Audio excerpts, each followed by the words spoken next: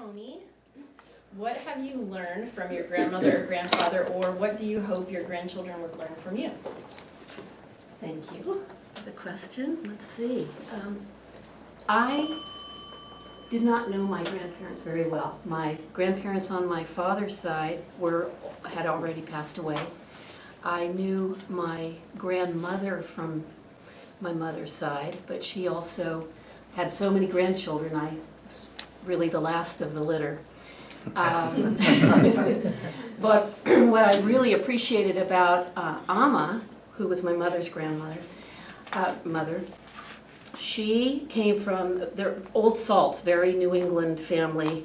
Her father was a lighthouse keeper. My mother made it a point to, the property that we grew up on had a windmill. It was a half an hour from the lighthouse, and she really carried on a lot of the interests that her family had. And so my daughter Soren, I'm just so glad she had a chance to know her grandmother and had a chance to be back on the property that my mother really used as a way to carry on, you know, a lot of her lifestyle. Also, I'd say, even though I never met my grandfather on my mother's side, he was an engineer, and he was the head engineer who did Rockefeller Center and Grand Central Station and a lot. He was a big cheese in the engineering world.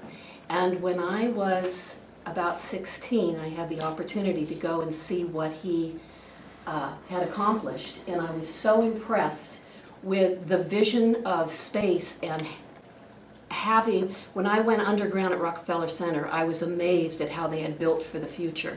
And that is something that I've described with Soren, and she talked with her grandmother a lot about. And just holding that thought of when you do plan something, you really need to look at the big picture and to allow the space. And I'd say that's